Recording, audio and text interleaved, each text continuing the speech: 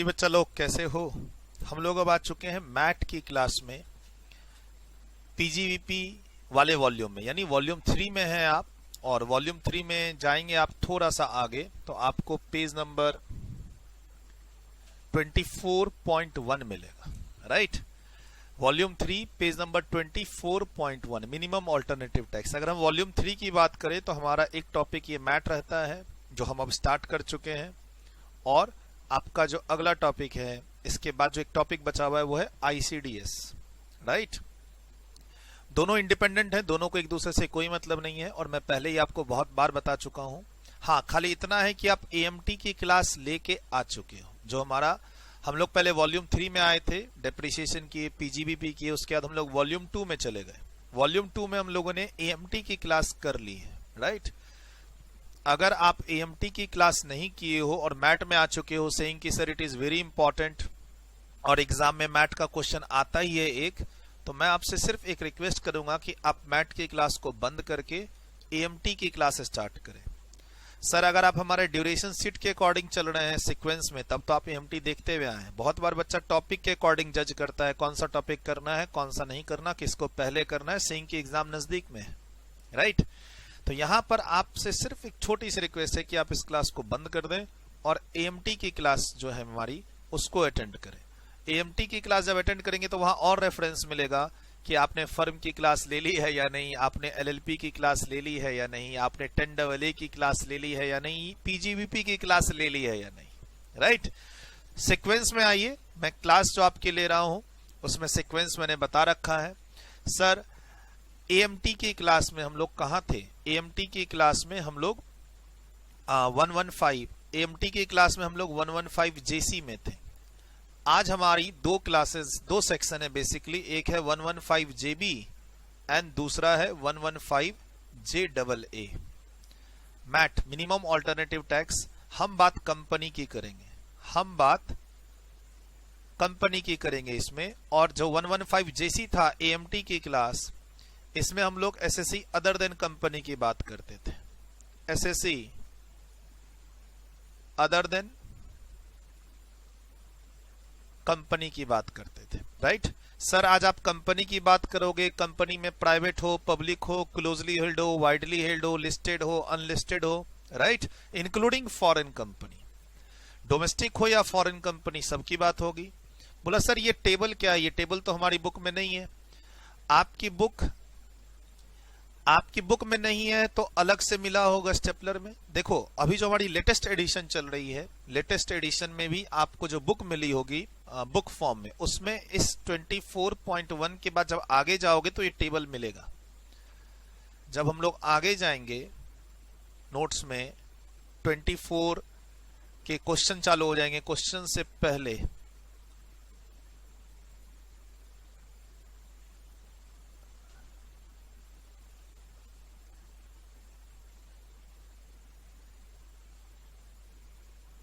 चलिए, मैंने एक्चुअली में ना अपनी बुक में मैंने जो आपको पीडीएफ पढ़ा रहा हूं, मैं उस पीडीएफ में आगे लेके आ गया हूं इसीलिए। अदरवाइज आपकी बुक में टेबल मिलेगा, मैथ चैप्टर के ठीक बाद देखिए टेबल होगा, नहीं तो तब तक हमने टेबल को अलग से पीडीएफ में दिया होगा। नहीं तो आप जिस व्हाट्सएप ग्रुप में हमसे जुड़े हुए हैं वहां पर आपको ये टेबल मिलेगा। मैथ टेबल करके आप फाइल सर्च कीजिएगा हमारे टेलीग्राम चैनल पे और व्हाट्सएप ग्रुप में। अगर आप हमारे रजिस्टर्ड स्टूडेंट्स हैं तो व्हाट्सएप ग्रुप में आपको हमने ये टेबल शेयर करके दी होगी, ठीक। हाँ, अगर बुक में नहीं है तो आपको प्रिंट निकालना होगा या लिखना पड़ेगा। आपको 4 पेज का है। सर इस टेबल की अभी जरूरत नहीं है, इस टेबल की जरूरत नहीं है, लेकिन हाँ जो पीजीबीपी के प्रैक्टिकल क्वेश्चन हमारे आते हैं एग्जाम में, एक क्वेश्चन हर अटेम्प्ट में आता है, उसको क्वेश्चन को सॉल्व करने के लिए इस टेबल की बहुत जरूरत पड़ेगी हमें। एक टेबल, ये समरी है, रिवीजन है ये एक। मैं इस टेबल को बीच बीच में रेफर करता जाऊंगा जैसे जैसे मैं पढ़ाऊंगा। इस टेबल में कितने पॉइंट्स हैं? इस टेबल में अराउंड अपने पास 47 पॉइंट्स हैं। इस टेबल में 47 पॉइंट्स हैं। उसके अलावा क्लास में जब बताता जाऊंगा तो 10 से 12 पॉइंट्स और ऐड करूंगा इसमें मैं। अराउंड 60 पॉइंट्स हो जाएंगे टेबल में एडजस्टमेंट्स की। और जो मैथ बेस एडजस्टमेंट्स हैं, मैथ में जिनकी एडजस्टमेंट्स करनी पड़ती है हमें मैथ चैप्टर के अंदर मैथ पे करने के लिए, सर मैंने बगल में इसको पीजीबीपी से कंपेयर किया हुआ है, मैंने इसको पीजीबीपी से कंपेयर किया हुआ है। मैट की एडजस्टमेंट्स पढ़ाऊंगा और इसको मैंने कंपेयर किया है किससे, पीजीबीपी से। तो ये कंपैरिजन में आपका ना पीजीबीपी भी स्ट्रांग होता जाएगा। सर आप पीजीबीपी कर चुके हैं, पीजीबीपी की एक और हमारी क्लास मैंने दे रखी है, वहां पे इनकम एडजस्टमेंट्स के टेबल और इनकम एडजस्टमेंट्स की क्लास दे रखी है। अगर आप मेरे से पीजीबीपी जैसे पीजीबीपी पढ़ते हुए आ रहे हैं, डेप्रिसिएशन पीजीबीपी जब पढ़े तो उसमें 2 क्लास हमारी बीच में जो आई, उसमें आई थी एक अराउंड 12-13 क्लास के बाद। पीजीबीपी की टोटल 16-17 क्लास है, उसमें 12-13 क्लास के बाद आया था एडजस्टमेंट टेबल, इनकम एक्सपेंस का एडजस्टमेंट टेबल, जिसकी क्लासेस मैंने आपको दी, यूट्यूब पे भी वो क्लासेस हैं। तो सर वहां से आपको पीजीबीपी की सिर्फ एडजस्टमेंट करने में मदद मिलती है। यहां जो है ये जो टेबल बना हुआ है, ये बेसिकली मैट की एडजस्टमेंट्स को ध्यान में रखते हुए टेबल बनाया है और कंपेयर किया है कि मैट में अगर हम एडजस्टमेंट करते हैं इसका, तो अगर मैट ना हो, नॉर्मल पीजीबीपी इनकम निकालनी हो, तो क्या उसका एडजस्टमेंट होता है या नहीं होता है। देखो कहीं पर बोला है कि मैट में एडजस्टमेंट नहीं होगा लेकिन पीजीबीपी में होगा, कहीं पे लिखा हुआ है कि दोनों में माइनस होगा, कहीं पे लिखा हुआ है दोनों में ऐड होगा, राइट। तो ये कंपैरिजन टेबल है, जैसे जैसे हम लोग क्लास में आगे जाते जाएंगे हमें ये कंपैरिजन टेबल का फायदा मिलता रहेगा, राइट। सर मैट में आप मेरे साथ 4 से 5 घंटे हैं, आप मेरे साथ 4 से 5 घंटे हैं। इस 4-5 घंटे में पूरा कॉन्सेप्ट डिलीवर किया जाएगा। इस टेबल के जो 47 एडजस्टमेंट्स हैं वो कैसे हैं वो बताए जाएंगे, और हमारी बुक में जो अराउंड 15 से 20 प्रैक्टिकल क्वेश्चंस हैं वो बताए जाएंगे। 3-4 केस स्टडी का रेफरेंस आएगा, 3-4 केस स्टडी का रेफरेंस आएगा। अच्छे अच्छे केस स्टडीज हैं जो एग्जाम में पूछते हैं, वो भी हम लोग पढ़ेंगे, राइट। सर जब हम लोग कहते हैं मैट, हम लोग जब बात करते हैं मैट की, मिनिमम ऑल्टरनेटिव टैक्स की, राइट। मैं आता हूं फर्स्ट पेज पे, वॉल्यूम 3 है आपके पास, फर्स्ट पेज पे आप आंसर आपका एग्जाम 2021 तक कभी भी हो। एक तो आपका एग्जाम कब हो सकता है, दिसंबर 2020 में, या फिर आपका एग्जाम जून 2021 में, या फिर आपका एग्जाम दिसंबर 2021 में। आप सेफ हैं। जो अभी मैं पढ़ा रहा हूं असेसमेंट ईयर चेंज हुआ है, अदरवाइज इसमें कोई अमेंडमेंट्स फर्दर नहीं है, एक्सेप्ट एक जगह एक लाइन की अमेंडमेंट है। सर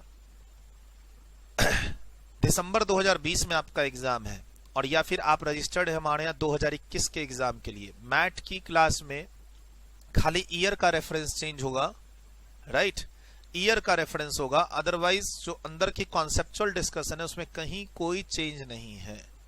सर जो भी अमेंडमेंट्स इसके हैं वो ऑलरेडी इसके अंदर कवर्ड है, आपके सामने डिस्कस किया जाएगा। और फिर सिर्फ 1 साल का फर्क होगा कि अभी मैं क्लास में रेफरेंस ले रहा हूं प्रीवियस ईयर 19-20 का, और ये रेफरेंस चेंज करना पड़ जाएगा प्रीवियस ईयर 2021 अगर आपका जून या दिसंबर 2021 में एग्जाम है। जिन बच्चों का एग्जाम दिसंबर 2020 में है उनके लिए रेफरेंस क्या है, प्रीवियस ईयर 19-20 का, और जिन बच्चों का एग्जाम जून और दिसंबर 2021 में है उनके लिए रेफरेंस क्या है, प्रीवियस ईयर 20-21 का। There is no change. जो भी मैं कॉन्सेप्ट की डिलीवरी करूंगा देयर इज नो चेंज, सिर्फ एक जगह 2 लाइन में एक वर्ड का फर्क है बस, और कुछ नहीं। सर जब हम लोग बात करते हैं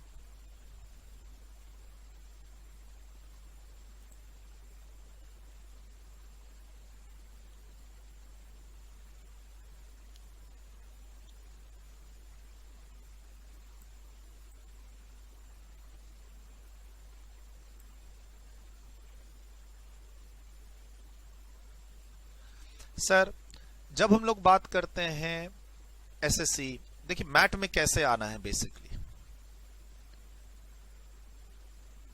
एसएससी अगर कौन है, कंपनी, और एसएससी है other than company.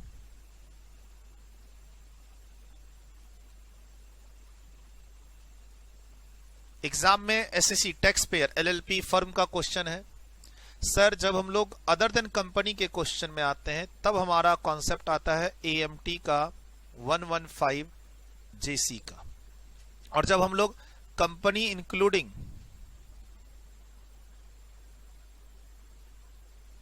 Foreign company में रहेंगे एग्जाम के लिए, तब कॉन्सेप्ट आता है किसका, मिनिमम ऑल्टरनेटिव टैक्स का 115 जेबी का। सर एएमटी में आप क्या पढ़ते हो, एएमटी में आप पढ़ते हो adjusted total income, adjusted total income, और उस पर एक स्पेशल रेट लगाते हो AMT rate 18.5%, with the exception कि अगर आप आईएफएससी यूनिट हो तो ये रेट कितना हो जाएगा 9%, राइट। हम ये पढ़ते हैं, हम एएमटी की क्लास में एलएलपी के क्वेश्चन करते हैं, फर्म के क्वेश्चन करते हैं, इंडिविजुअल के क्वेश्चन करते हैं, लेकिन हमारा वहां पर टोटल इनकम दिया रहता है या कंप्यूट करना पड़ता है। सर टोटल इनकम से आप कुछ एडजस्टमेंट्स करके कहां पहुंचते हैं, एडजस्टेड टोटल इनकम पे 3 तरह के एडजस्टमेंट्स, और हम रेट मल्टीप्लाई कर देते हैं 18.5। उसके अलावा वहां पर आप पढ़ते हो कि स्पेशल रेट्स जो है, स्पेशल रेट्स वो यूज नहीं होते हैं, जो एडजस्टेड टोटल इनकम निकलती है उसके अंदर ही कैपिटल गेन है, स्पेशल रेट नहीं, सीधा 18.5 फ्लैट यूज करते हैं। उसके बाद आप वहां पर एक चीज पढ़ते हो एएमटी क्रेडिट, जो कि कैरी फॉरवर्ड होता है 15 साल के लिए। ऐसा ही कुछ मिलता जुलता कॉन्सेप्ट यहां पे है। सर एग्जाम में पहचानेंगे कैसे कि मैट का क्वेश्चन है, अगर देखो एग्जाम में आता है compute PGBP income, sir company का क्वेश्चन है लेकिन एग्जाम में आता है सिर्फ आपको कंप्यूट पीजीबीपी इनकम, तो सर इसमें मैट नहीं है। मिनिमम ऑल्टरनेटिव टैक्स यानी टैक्स कंप्यूटेशन का क्वेश्चन होना चाहिए, तो घबराना नहीं है। एक क्वेश्चन मिलेगा हमें मैट का एग्जाम में, मिनिमम ऑल्टरनेटिव टैक्स कंपनी पर लगता है। क्यों लगता है सर, एक बैकग्राउंड तो मैं ऑलरेडी एएमटी की क्लास में दे चुका हूं। अच्छा, अगर इस वीडियो को बच्चे गलती से YouTube पे देख रहे हैं, यानी मैं अगर इस वीडियो को YouTube पे अपलोड कर रहा हूं, तो ध्यान रखना एएमटी की पूरी क्लासेस YouTube पे हैं। बच्चों ने मेरे से रिक्वेस्ट कर रखी है एएमटी की क्लास के कुछ हिस्सों को YouTube पे डालने के लिए। हो सकता है कि मैं इंट्रोडक्शन पार्ट एएमटी का YouTube पे डालूं, लेकिन मैट का, लेकिन मैट मिनिमम ऑल्टरनेटिव टैक्स क्या है, अगर उसको मैं समझाना चाहूं तो वो आपका दिमाग क्लियर है वो चीज के लिए कि सर एएमटी में आपने बताया था, एएमटी की क्लास में बताया था कि लोग डिडक्शन लेते हुए जब टोटल इनकम पर पहुंचते हैं तो गवर्नमेंट को टैक्स कम लगता है, कम मिलता है। What we have discussed in AMT class कि अगर आप कुछ सर्टेन डिडक्शन लेते हुए कहां पहुंचते हो टोटल इनकम पे, तो गवर्नमेंट को टैक्स कम मिलता है। तो गवर्नमेंट क्या बोलती है कि उस डिडक्शन को एड बैक करके कहां पहुंचो, एडजस्टेड टोटल इनकम पर, और मुझे तुमसे मिनिमम 18.5% टैक्स चाहिए ही चाहिए। वैसा ही चक्कर है कंपनी के केस में। कंपनी अपनी अकाउंटिंग प्रॉफिट जो दिखाती है वो तो अच्छा खासा दिखाती है, जब टैक्सेबल इनकम, पीजीबीपी इनकम के बाद टैक्सेबल इनकम और टैक्सेबल इनकम पर जब टैक्स देने की बारी आती है तो गवर्नमेंट को कंपनी से कम टैक्स मिलता है। ठीक, और आपको अगर याद हो शुरू में जब हम लोग कॉर्पोरेट टैक्स रेट पढ़ रहे थे इंट्रोडक्शन और टैक्स कंप्यूटेशन की क्लास में, तो कंपनी पे मैंने बोला था 30% का रेट है जनरल रेट। 2 साल पहले का टर्नओवर दिया हो तो रेट 15% हो सकती है। उसके बाद कंपनी पे 3 ऑप्शन है आपके पास, BA का, 115BAA का और 115BAB का। ये सारी बातें हमारी हो चुकी हैं, राइट। वहां पर भी मैंने बताया था कि there is one more rate on company minimum alternative tax, जो कि हम लोग पढ़ेंगे। अगर आपको मेरी शुरू की 20 से 25 क्लासेस अगर याद हो, YouTube पे ये भी लेक्चर अवेलेबल है, BA का, BAA का, BAB का complete lecture including amendments YouTube पे अवेलेबल है। इधर एएमटी की क्लास अवेलेबल है। अगर आप कंपनी के बारे में मेरे से जानना चाहते हो, मान लो मुझे आप YouTube पे फॉलो कर रहे हो या मेरे रजिस्टर्ड स्टूडेंट्स हो, और आप ऑल अबाउट कंपनी जानना चाहते हो कि सर कंपनी के जितने कॉन्सेप्ट्स हैं टैक्स रेट्स के सब हमें पढ़ा दो, तो सर ये सारी क्लासेस 30% वाली, 25% वाली, BA, BAA, BAB मेरे चैनल पे है। मेरे चैनल पे आप टाइप कीजिएगा डोमेस्टिक कंपनी, तो tax rate for domestic company का वीडियो आएगा। मेरे चैनल पे ये सेक्शन टाइप कीजिएगा तो अपने आप वीडियो आ जाएगी। एएमटी टाइप कीजिएगा या 115 जेसी टाइप कीजिएगा तो एएमटी की क्लास आ जाएगी। मैट में अब देखता हूं कितना अपलोड करता हूं, शायद पूरा ही अपलोड कर दूं। एटलीस्ट वो टेबल जो मैंने दिखाया था, टेबल का डिस्कशन जो है 47 पॉइंट्स जो टेबल पे डिस्कस्ड है, उसकी वीडियो यूट्यूब पे डाल दूंगा। सर अगर एग्जाम में पूछता है, एग्जाम में कंपनी का क्वेश्चन है, तो कंपनी का क्वेश्चन है और आप सीधा एक कंक्लूजन पे जंप कर देंगे कि सर मैट पूछा है, मैट, और मैट तो हमने रिवाइज नहीं किया इसलिए इस क्वेश्चन को छोड़ दिया। ऐसा मत करना। सर कंपनी का क्वेश्चन है, इक्वलाइजेशन लेवी का हो सकता है, ट्रांसफर प्राइसिंग का क्वेश्चन हो सकता है, राइट, कैपिटल गेन का क्वेश्चन हो सकता है, बिजनेस रिस्ट्रक्चरिंग का क्वेश्चन हो सकता है। ध्यान रखना, क्वेश्चन को अगर अंत तक पढ़ोगे तो अपने आप आइडिया लग जाएगा कि ये मैट का क्वेश्चन है, अपने आप आइडिया लगेगा। सर कंप्यूट पीजीबीपी में मैट में मत चले जाना। उसके बाद आता है कंप्यूट टोटल इनकम, यहां भी मैट में न चले जाना। मैट के प्रोविजंस को कंप्यूट पीजीबीपी इनकम और कंप्यूट टोटल इनकम से कोई दिक्कत नहीं है। जब एग्जाम का क्वेश्चन हो कंप्यूट टैक्स, कंपनी का क्वेश्चन है और कंप्यूट टैक्स लिखा हुआ है, तब आपको क्वेश्चन ध्यान से पढ़ना पड़ेगा। क्वेश्चन में लिखा होगा, पूरा क्वेश्चन होगा। अच्छा, कंप्यूट टैक्स में भी क्वेश्चन क्या हमें क्वेश्चन में दिया होगा, क्या statement of profit and loss दिया होगा। सर क्वेश्चन में कंप्यूट टैक्स वाला क्वेश्चन होगा, वहां पर मैट आ रहा है, और उस क्वेश्चन में कंप्यूट टैक्स, कंपनी का question, compute tax, statement of PNL account, profit and loss, statement of profit and loss, और नहीं तो कम से कम नेट प्रॉफिट और कुछ एडजस्टमेंट्स दे रखी होंगी। नेट प्रॉफिट का तो फिगर मिलना ही मिलना है, ठीक, और नहीं तो फिर बुक प्रॉफिट देगा।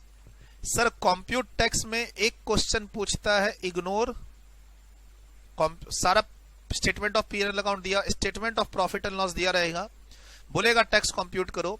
अच्छा, टैक्स कंप्यूट करने के लिए अपने को पीजीबीपी इनकम निकालना पड़ेगा, अपने को टोटल इनकम निकालना पड़ेगा, टैक्स निकालना पड़ेगा। ध्यान से क्वेश्चन को पढ़ा तो उसमें क्या लिखा था, ignore MAT, ignore applicability of section 115 JB. तो मतलब आपको एग्जाम में मैट की टेंशन नहीं लेनी है, ठीक है, एग्जाम में मैट की टेंशन नहीं लेनी है आपको। एक वैरायटी ये होगी। तो फिर सर इसको कैसे बनाएंगे, इसमें फुल फोकस आपका पीजीबीपी एडजस्टमेंट्स पे रहेगा आपका। सर ये जो ए कैटेगरी है, ये मेनली पीजीबीपी चैप्टर की एडजस्टमेंट्स को करने के बाद बन जाएगा। हाँ, ध्यान से देखना पड़ेगा कहीं ऊपर क्वेश्चन किसका हो, 115 BAA, 115 BE, BAB, इन सब का क्वेश्चन ना हो। एक बात और बता दूं, सर आपको मैंने पढ़ाया है कि जब BAA और BAB में कंपनी जाती है तो वहां मैट के प्रोविजन नहीं लगते हैं, राइट। जब कंपनी BAA या BAB में जाती है तो मैट के प्रोविजन नहीं लगते हैं, वो भी आपको ध्यान रखना पड़ेगा। BAA और BAB में काफी सारे डिडक्शन नहीं मिलते हैं और स्पेशल टैक्स रेट लगता है, राइट। 22% का, 15% का जो स्पेशल टैक्स रेट लगता है, उसमें स्पेशल एडजस्टमेंट्स होती हैं, कुछ बहुत सारी एडजस्टमेंट्स मना है वहां पे in computation of your total income, ठीक है। तो वो आपको जो पहले पढ़ाया है उसका ध्यान रखना आप, एग्जाम में क्लैरिटी मिलेगी। मोस्टली जो मैट के क्वेश्चन होते हैं उसमें statement of profit and loss, net profit as per your accounts, कुछ एडजस्टमेंट्स होंगी डेबिटेड क्रेडिटेड की, वो सब दिया रहेगा, ठीक। एक क्वेश्चन आता है compute tax but ignore MAT, यानी मैट की टेंशन नहीं लेनी है, पीजीबीपी के एडजस्टमेंट करके सॉल्व कर देना है। और अगर 115 BAA का क्वेश्चन है, 115 BAB का क्वेश्चन है, तब तो मैट के बारे में सोचना ही नहीं है। क्यों? क्योंकि सर जब उस दो सेक्शन में आप रहोगे तो मैट अप्लाई नहीं होता है, ठीक। और भी कुछ एक्सेप्शन है, मैट कहां कहां अप्लाई नहीं होता, अभी क्लास में साथ साथ रहेंगे पता चलेगा। कुछ फॉरेन कंपनी के एक्सेप्शन है, एक इंश्योरेंस कंपनी के लिए एक्सेप्शन है सर। उसके बाद एक क्वेश्चन आता है compute tax, compute tax as per section 115 JB. ठीक, इसमें आपको नॉर्मल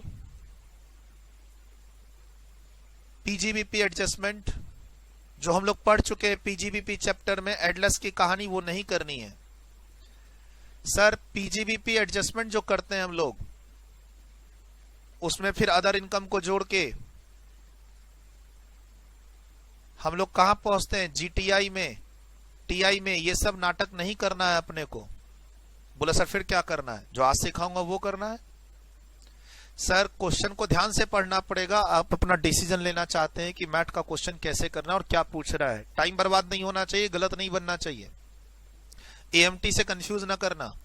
फर्म, एलएलपी, इंडिविजुअल के क्वेश्चन हो तो एएमटी में जाएंगे, वहां 18.5% का रेट है।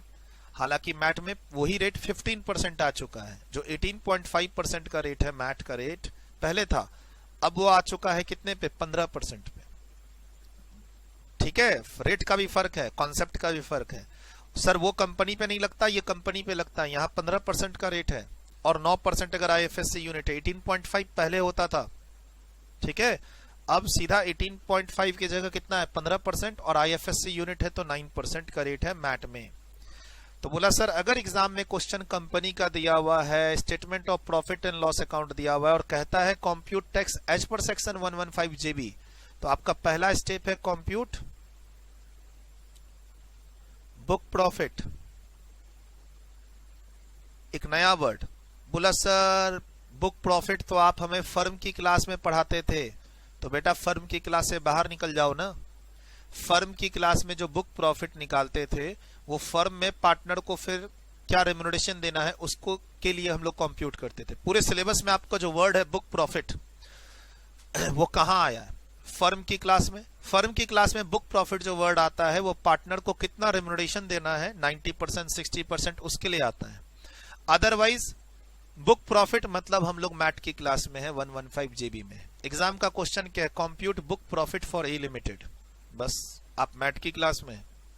एग्जाम का क्वेश्चन है compute book profit as per section 115 JB, आप मैथ की क्लास में है सर। ये बुक प्रॉफिट देखिए इधर क्या बताया, अगर हम लोग एएमटी की क्लास में रहते हैं तो हमें एडजस्टेड टोटल इनकम निकालना पड़ता है। वो उसकी लिंकिंग किससे है, टोटल इनकम से। क्लास में बहुत अच्छे तरीके से समझा रखा है। अगर एएमटी का क्वेश्चन हो तो टोटल इनकम से एडजस्टेड टोटल इनकम पर जाके 18.5% मल्टीप्लाई करना है। लेकिन सर अगर मैथ का क्वेश्चन है कंपनी का statement of profit and loss account का, तो हमारा सबसे पहला स्टेप है कंप्यूट बुक प्रॉफिट। उसके लिए स्टार्ट कहां से करना है, net profit as per statement of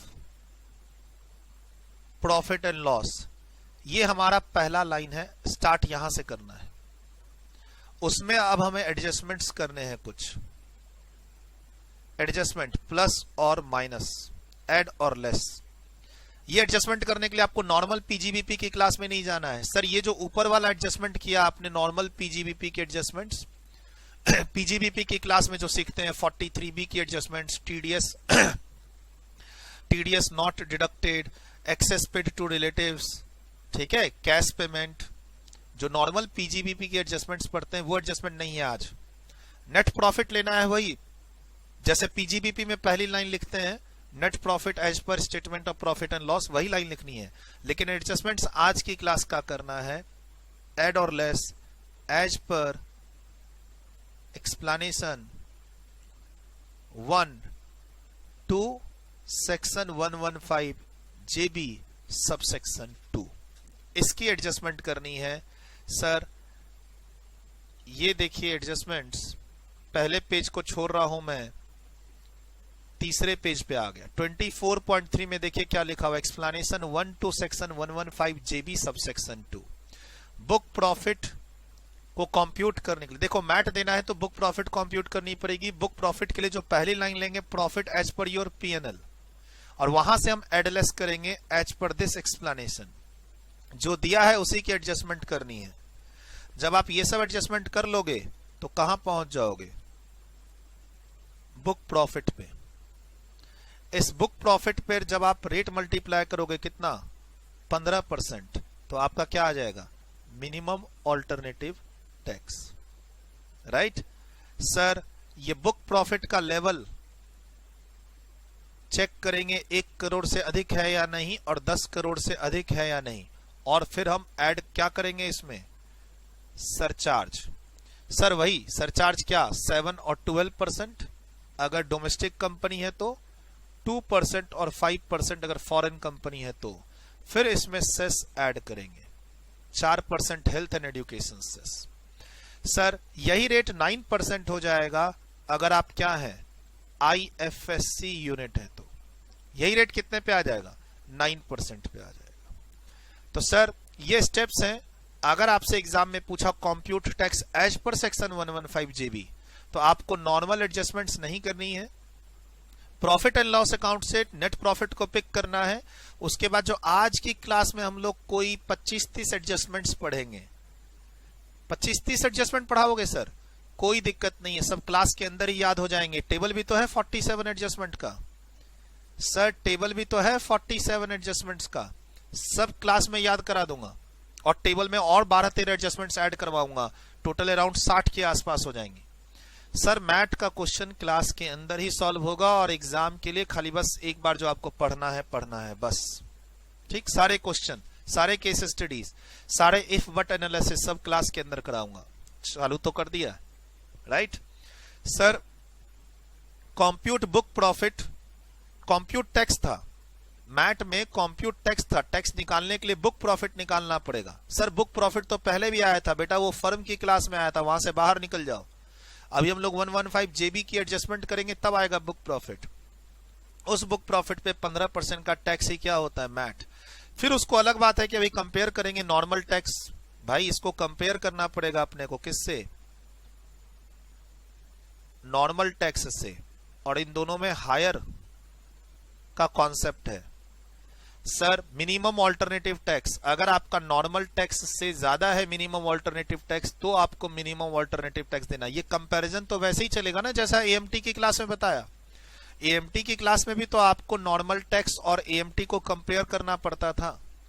sir अगर जो मैट आपके नॉर्मल टैक्स से कम है, सॉरी ज्यादा है, ये जो आपका नॉर्मल टैक्स है, कंपनी का नॉर्मल टैक्स रेट 25% और 30% अप्लाई करके आपने बनाया नॉर्मल टोटल इनकम पे कंप्यूट करके, उससे ज्यादा होना चाहिए कौन सा टैक्स, मिनिमम ऑल्टरनेटिव टैक्स। अगर ज्यादा है, क्या बोलता है, if minimum alternative tax under section 115 JB is greater than normal tax, tax as per normal provision, जो हम लोग आज तक पढ़ते आ रहे हैं।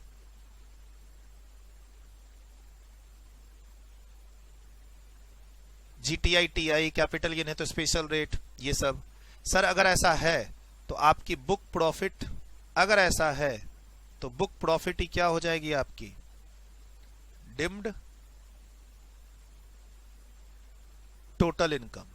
ओहो सर बुक प्रॉफिट सीधा टोटल इनकम हो जाएगी, वो GTI TI डिडक्शन 80C से 80U, कैपिटल गेन को ऐड करो, अदर सोर्स को ऐड करो, ये सब कुछ नहीं करना ना, सीधा बुक प्रॉफिट डिम्ड इनकम हो जाएगी। And pay MAT and then claim MAT credit. Sir एक तीसरी वेराइटी भी है, ये तो दो हुई ना, A और B। एक तीसरी वेराइटी है जिसमें क्वेश्चन सिर्फ बोलता है कंप्यूट टैक्स और कुछ नहीं बोलता है। कंपनी का क्वेश्चन है, कंपनी का क्वेश्चन है, क्वेश्चन में statement of profit and loss दिया हुआ है और सीधा बोलता है कंप्यूट टैक्स। तो यहां पर आपको दोनों बनाना पड़ेगा, एक tax as per normal provision. Sir इसके लिए normal PGBP income, normal GTI TI, normal tax rate जो आप पढ़ते थे वो सब अप्लाई करके बना दीजिएगा। लॉन्ग टर्म कैपिटल गेन है तो 20%, शॉर्ट टर्म कैपिटल गेन 111 वाला है तो 15%, PGBP की जो पहले एडजस्टमेंट जानते थे आप, कैपिटल गेन जोड़ दीजिए, IOS जोड़ दीजिए, ये सब आप करके बना लीजिए। अब इसको आपको खुद एग्जाम में अपने से कंपेयर करना होगा, किससे, computation of book profit and computation of MAT, और बाद में आपको डिसीजन देना होगा कि आप फाइनली क्या पे करेंगे। यानी इसमें आपका पूरा पूरा दिमाग खराब होगा। 12 से 16 मार्क्स। बोला सर ऑनलाइन एग्जाम के पैटर्न है और उसमें इसको कैसे पूछेगा। तो statement of profit and loss account दिया रहेगा, उसके अंदर से छोटी छोटी चीज पूछता रहेगा आपसे। बुक प्रॉफिट का अमाउंट बताओ, बुक प्रॉफिट में इसमें कौन कौन सी चीजें माइनस करेंगे, इसमें कौन कौन सी चीजें प्लस करेंगे। सर इसको मैं चेंज करूंगा। ऑनलाइन एग्जाम्स में जो ऑब्जेक्टिव पैटर्न होगा या सब्जेक्टिव पैटर्न होगा या फिर फॉर्मेट दिया रहेगा, उसमें एडजस्टमेंट्स करनी होगी। मैंने पहले ही कहा है ऑनलाइन एग्जाम्स में आपको फॉर्मेट दिया रहता है, आपको खाली अंदर में लिखना पड़ता है, प्लस और माइनस, ऐड और लेस, ऐड एक एक लाइन लिखना पड़ेगा, अमाउंट लिखना पड़ेगा। ठीक है, तो कहीं कोई दिक्कत नहीं है। सर अगर मैट क्रेडिट हम लोग यहाँ पे पढ़ेंगे तो उसको भी ऑब्जेक्टिव पैटर्न में पूछ। अच्छा, इंस्टीट्यूट तो पहली बात कही नहीं रही है कि हम सिर्फ एमसीक्यू पूछेंगे। इंस्टीट्यूट कह रही है कि हम आपके पुराने एग्जाम्स के पैटर्न को फॉलो करेंगे, पार्ट्स में पूछेंगे, आपको लिखना कम पड़ेगा। सर मैट का क्वेश्चन एग्जाम में आ सकता है, ऑनलाइन एग्जाम्स के फॉर्मेट पे क्यों नहीं आएगा। मैट ईएमटी सब आ सकता है, खाली आपको अपनी तैयारी प्रिपरेशन स्ट्रांग रखनी होगी। सर प्रिपरेशन स्ट्रांग रखेंगे तो हर तरह के क्वेश्चन बनेंगे, चाहे फिल इन द ब्लैंक्स हो, ट्रू फॉल्स हो, ऑब्जेक्टिव हो, सब्जेक्टिव हो, डिस्क्रिप्टिव हो। डिस्क्रिप्टिव का मतलब क्या, क्वेश्चन दिया रहेगा, आपको छोटी छोटी चीजें पूछूंगा कि इसमें बताओ कि ना बुक प्रॉफिट कितना आ रहा है, या मैट का अमाउंट कितना आ रहा है, नॉर्मल जीटीआई कितना आ रहा है, पीजीवीपी इनकम कितना आ रहा है, क्रेडिट कितना मिलेगा। ये सब छोटे छोटे पार्ट्स में इंस्टीट्यूट बोलते हैं कि हम क्वेश्चन पूछ सकते हैं। और बोलोगे सर बनाने आ सकता है क्या। सर आपको टेबल पहले से मिलेगा। अगर इसके आंसर में 10 एडजस्टमेंट्स हैं तो एग्जाम में आपको 10 लाइनें मिलेंगी।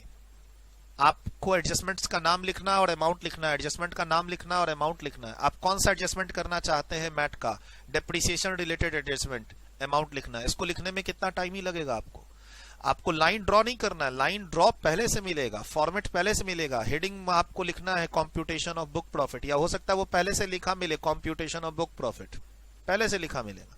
दो ही चीज तो करनी है आपको, computation of book profit, computation of mat.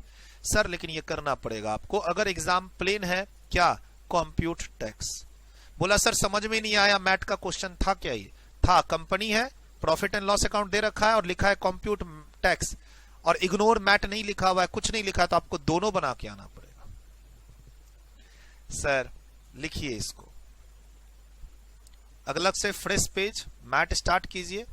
Right, आप अगर एग्जाम 2020 में दे या 2021 में दे, कोई चेंज नहीं है, सिर्फ ईयर का फर्क है। देयर इज नो अमेंडमेंट्स, जो भी अमेंडमेंट्स हैं यहां कवर की जाएंगी आपको क्लास में। वीडियो को रोकें और इसको लिखें, वीडियो रोकें, इसको लिखें। नेक्स्ट, वीडियो रोकें, इसे लिखें। प्लीज आप एएमटी की क्लास पहले अटेंड करें, फिर इस वीडियो पर आए, फिर मैट की क्लास पर आए। जो भी इंस्ट्रक्शंस क्लास में दिया जाता है वैसे ही करें, उछल कूद मचाना बंद करें, नहीं तो कुछ चीजें मैट में समझ में नहीं आएंगी अगर एएमटी नहीं पढ़े आप तो। वीडियो रोकें, लिखें। नेक्स्ट, वीडियो रोकें, लिखें। नेक्स्ट, वीडियो रोकें और लिखें। चलिए सर, एक बेसिक डिस्कशन तो हमारा हो गया, हम नोट्स रेफर भी करेंगे और साथ साथ आगे पढ़ते भी जाएंगे। और अभी तो पहले पेज पे ही 2 केस स्टडी आपको बतानी है। अब आपको क्या करना है आपको पता है। सर हम जब अगले पेज पे आएंगे तो बताऊंगा आपको बुक प्रॉफिट एटसेट्रा कैसे निकलेगा। अभी फिलहाल फर्स्ट पेज की रीडिंग कंप्लीट कीजिए, वीडियो रोक के, वीडियो को रोकें। अपनी बुक वॉल्यूम 3। सर मैं तो यूट्यूब पे स्टूडेंट हूं, तो आप हमारी टीम से कांटेक्ट कीजिए, टेलीग्राम ग्रुप को ज्वाइन कीजिए, वहां से वॉल्यूम 3 डाउनलोड कीजिए, वहां पे 24A.1 पे जाइए। कितना तो इजी है, उसके लिए क्या परेशान होना। वीडियो को रोके, फर्स्ट पेज को पढ़ें। फर्स्ट पेज पे ही मैं आपको 1-2 जजमेंट भी लिखाऊंगा, काफी फेमस है। अपोलो टायर्स और मलायाला मनोरमा, 2 सुप्रीम कोर्ट के जजमेंट्स हैं फर्स्ट पेज से रिलेटेड, वो भी कराना है, लिखाना है क्लास में। वीडियो रोकें, पढ़ें।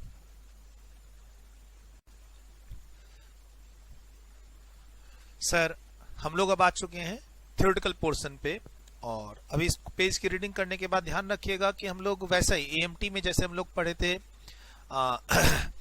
कि आप सरचार्ज कैसे कैलकुलेट करेंगे, मार्जिनल रिलीफ कैसे कैलकुलेट करेंगे। आपको जैसे मैंने अभी बताया कि एक क्वेश्चन ऐसा हो सकता है जिसमें दोनों तरह की कैलकुलेशन हो, नॉर्मल टैक्स भी निकालना हो और मैट भी निकालना हो। तो हो सकता है कि नॉर्मल टैक्स में सरचार्ज हो, मैट में सरचार्ज ना हो, या मैट में सरचार्ज हो, नॉर्मल टैक्स में सरचार्ज ना हो, depending upon the level of total income and book profit. And then अगर आपको याद हो एएमटी की क्लास में हम लोग मार्जिनल रिलीफ निकालना सीखे थे, तो वो भी यहां पर एक बार प्रैक्टिस कर लेंगे। Anyway sir, minimum alternative tax जो ये सेक्शन है 115 जेबी, ये फाइनेंस एक्ट 2000 से आया हुआ है, इफेक्टिव फ्रॉम असेसमेंट ईयर 2001-2। बोले सर उसके पहले मैट के प्रोविजंस नहीं थे, सेक्शन दूसरे थे। जैसे जेबी से पहले जे था और सबसे पहले 115 जे आया था। अराउंड कब, मेरे पास जो डेटा नोट है अराउंड 1987 में लेकिन हाँ, जब से आया तब से परेशानी है गवर्नमेंट। मैट का प्रोविजन जब से आ रखा है सक्सेसफुल नहीं है। हर साल इसमें कुछ ना कुछ दाव पेच लगे रहते हैं, चेंजेस लगते ही रहते हैं। हर साल कोई ना कोई दाव पेच होता ही होता है इसके अंदर, जहां पर कंपनी किसी न किसी तरीके से टैक्स को अवॉइड करना चाहती है। और फिर गवर्नमेंट को जब पता चलता है कि अच्छा कंपनी इस तरीके से जनरल टैक्स को अवॉइड कर रही है, मैट को अवॉइड कर रही है, तो वो अमेंडमेंट्स लाती है। नॉर्मल प्रोविजंस में भी अमेंडमेंट्स आते हैं और मैट के प्रोविजंस जो हम पढ़ेंगे उसमें भी तरह तरह के टाइम टू टाइम क्या आते हैं, अमेंडमेंट्स आते हैं। सर प्रैक्टिकल लाइफ में अगर आप ऑफिस की बात करो तब तो 200 जजमेंट भी कम नहीं है सर। इसके लिए 200 जजमेंट भी कम पड़ेंगे। अगर हम प्रैक्टिकल लाइफ और ऑफिस, मान लो आपके ऑफिस में टैक्स का अच्छा खासा काम होता है, कॉर्पोरेट टैक्सेशन का अच्छा काम होता है, तो 200 judgment high court supreme court के भी कम पड़ेंगे मैट के ऊपर। इतने सारे डिस्प्यूट्स हैं, इतने सारे जजमेंट्स हैं। आपको 3-4 पढ़ने हैं, ज्यादा नहीं पढ़ने, लेकिन हाँ एक किताब लिखी जा सकती है जजमेंट के ऊपर मैट से रिलेटेड, मतलब 1000, 1500, 2000 पेज की एक किताब लिखी जा सकती है। इतने इसके अंदर डिस्प्यूटेड इश्यूज हैं। और मैं क्लास में बोलता हूं हॉबी, बुक डेवलप करने की हॉबी, और मार्केट में आप टॉपिक वाइज बुक ले सकते हो।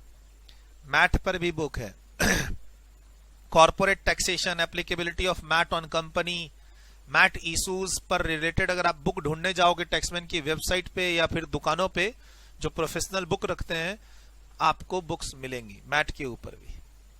ठीक सर, ये प्रोविजन आपका 115 जेबी, ये प्रोविजन कब से आया? तो finance act 2000 with effect from assessment year 2001-2। क्या इसके पहले मैट होता था? हाँ होता था। मैट नया नहीं है, मैट तो बहुत पहले से है सर। सर इसका चैप्टर कौन सा है? इनकम टैक्स का चैप्टर है ये 12B। 12B के अंदर आज के दिन 2 सेक्शन इफेक्टिव हैं, एक 115JAA एंड 115JB। पहले JB पढ़ेंगे, उसके बाद हम लोग JAA भी पढ़ेंगे। बोला सर JC? सर वो जो JC AMT वाला सेक्शन है उसका चैप्टर C है, 12C में चला जाता है, ये 12B है, राइट। सर एक बात और ध्यान रखिएगा, 115A वाले कंपनी है आप, 115BAA वाली कंपनी है और 115BAB वाली कंपनी है, तो आपके ऊपर मैट एप्लीकेबल नहीं है, right. If you have opted for section 115BAA और 115BAB, MAT is not applicable on you, ये ध्यान रखिएगा। और आप क्या लिख सकते हैं? हाँ, एक आपको टनेज टैक्स पढ़ा रखा है। जो कंपनी टनेज टैक्स फॉलो करेगी, शिपिंग कंपनी, टनेज टैक्स, उनको मैट के प्रोविजंस एप्लीकेबल नहीं है। मैट के प्रोविजंस कंपनी पे है। कंपनी अगर शिपिंग कंपनी हो और वो टनेज टैक्स स्कीम ऑप्ट कर ले तो मैट के प्रोविजंस नहीं लगेंगे। सर इसके अंदर कंपनी भी आएगा और इंक्लूडिंग फॉरेन कंपनी भी आएगी, लेकिन फॉरेन कंपनी में कुछ एक्सेप्शंस हैं, कुछ फॉरेन कंपनी पर मैट के प्रोविजन नहीं लगते हैं, तो बात कर लेंगे। जैसे आपने देखा, कंपनी जो टनेज टैक्स में चली जाए, कंपनी जो 115BAA ऑप्ट कर ले, BAB ऑप्ट कर ले, तो उसको हम मैट के प्रोविजंस नहीं लगा रहे हैं। अच्छा, अभी मैंने आपको क्वेश्चन का पैटर्न डिस्कस किया था। मैट में हमें आपके net profit as per statement of profit and loss account से मतलब है, उसमें एडजस्टमेंट्स करते हुए कहां पहुंचेंगे, बुक प्रॉफिट पे। बुक प्रॉफिट पे एक 15% का रेट दबा के लगा देंगे। 15% का रेट ही तो पढ़ाया था, 15% का रेट लगा देंगे और आपका मैट मिनिमम ऑल्टरनेटिव टैक्स आ जाएगा। बट सर यहां तो 18.5 दिख रहा है मुझे। सर यहां 18.5 में जाने के बाद आप यहां वाली अमेंडमेंट भी तो देखेंगे। ये अमेंडमेंट लास्ट ईयर आई थी, किसके through, the taxation law amendment act के थ्रू, दिसंबर मंथ में आई थी सर। सर ये जो एक्ट है ये दिसंबर, काफी बार क्लास में डिस्कस हो चुका है, दिसंबर 2019 में आया था। एक होता ओरिजिनल फाइनेंस एक्ट। सर 2019 में क्या हुआ, एक ओरिजिनल आपका बजट आया इंटरिम बजट के नाम से, क्योंकि इलेक्शन था, बजट इलेक्शन से पहले। उसके बाद एक आया फाइनेंस नंबर 2 एक्ट 2019, बजट के बाद जुलाई अगस्त में, ठीक है। बजट के इलेक्शन के बाद जुलाई और अगस्त में जो बजट आया फाइनल बजट, वो हुआ फाइनेंस नंबर 2 2019 नंबर 2 एक्ट। उसके बाद फिर एक ऑर्डिनेंस आया था, ऑर्डिनेंस, और इसी ऑर्डिनेंस को कैंसिल करने के लिए फिर क्या आया, the taxation law amendment act. हालांकि इसका बेस मैं आपको पहले ही दे चुका हूं 115 BAA और BAB की क्लास में, ठीक है। ऐसे ही इस साल भी हो रखा है। फाइनेंस एक्ट 2020 फरवरी में आया, फरवरी 2020 में। उसके बाद है ना ऑर्डिनेंस आ गया कोविड के कारण, और अब ऑर्डिनेंस एक्ट में बदल गया, बदलेगा। अभी और भी कुछ चेंजेस प्रपोज्ड हैं, देखो। और विंटर सेशन, जैसे पिछले साल विंटर सेशन में कुछ नया आया, वैसे ही हो सकता है इस साल विंटर सेशन में कुछ नया आए। नया आएगा तो पढ़ाया जाएगा, क्या दिक्कत है। हालांकि ये सब फिक्स हो चुका है अब आपके एग्जाम्स के लिए, कहीं कोई घबराने की जरूरत नहीं है। कहता है notwithstanding anything contained in any other provisions of this act where in case of an SSC जो कंपनी हो, the income tax payable on total income as computed under this act. ये नॉर्मल टैक्स हो गया। जब हम income tax आपकी total income पे निकालेंगे तो ये हो गया tax as per normal provision. किसी ईयर में असेसमेंट ईयर जो कब से स्टार्ट हो, 12 अप्रैल 12। सर कुछ चेंज आए होंगे अप्रैल 12 के आसपास में रेट से रिलेटेड। ऐसे ये सेक्शन पुराना है, 2001 का सेक्शन है। ये डेट याद रखने की जरूरत नहीं है 12 वाली। हालांकि अब इस डेट को आप यहां से रिप्लेस कर सकते हैं 1/4/2020 और रेट कितना लिख सकते हैं, सीधा 15%। अगर आप इस डेट को इस डेट को अगर चेंज करना चाहते हैं तो हम चेंज कर देंगे, अप्रैल 20 लिख देंगे और रेट को कितना डायरेक्ट पढ़ेंगे, 15%। नीचे वाली अमेंडमेंट ऊपर कवर हो जाएगी, ऐसे समझिए। सर अगर कहता है आपकी जो नॉर्मल टैक्स है, ऐसे समझो, इसको हम लोग कर देते हैं, इसको कह देते हैं अप्रैल 20 और इसको कर देते हैं 15%। क्लियर?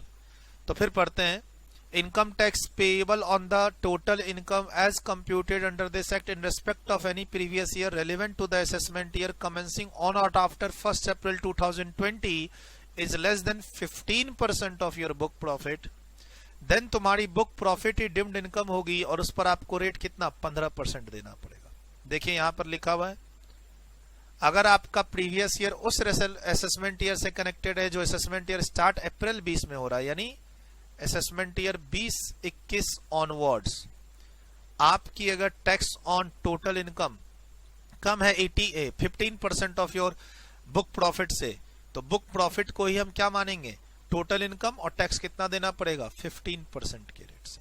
अभी थोड़ी देर पहले मैंने बताया था क्या, कि आपका नॉर्मल टैक्स अगर मैट से कम हो तो बुक प्रॉफिट तुम्हारी डिम्ड टोटल इनकम हो जाएगी। लिखा हुआ है ऊपर में यहाँ पे डिम्ड टोटल इनकम, और तुम्हें 15% के रेट से टैक्स देना होगा। क्या कहता है, 18.5 को 15 रीड करो, 15 सब्स्टिट्यूट हो गया।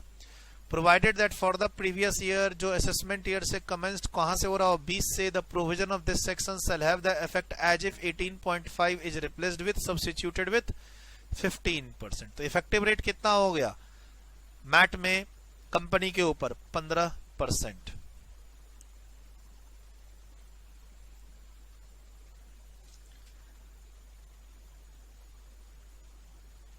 ए लिमिटेड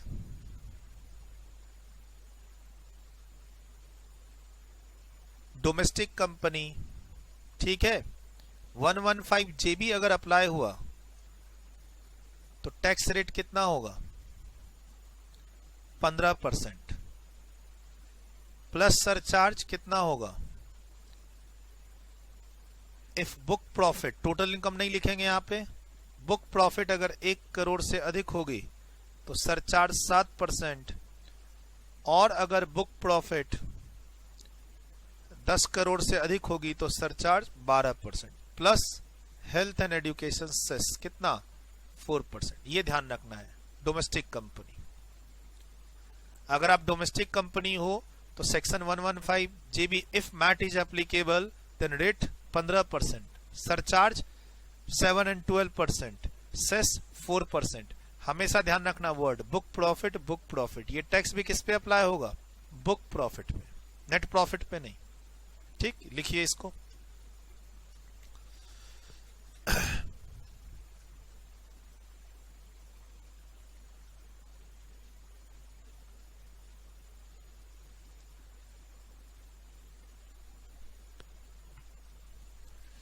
चलिए सर,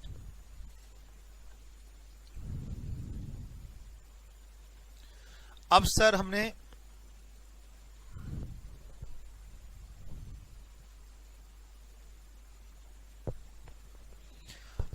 थोड़ी देर पहले एक बात आपने याद हो तो हमने लिखा था कि net profit as per your statement of profit and loss से हमें कुछ एडजस्टमेंट्स जो एक्सप्लेनेशन में लिखी हुई है करके कहां पहुंचना है, बुक प्रॉफिट पे। तो कंपनीज ने क्या किया, अपने डिफरेंट पीएनएल अकाउंट बनाने लग गए।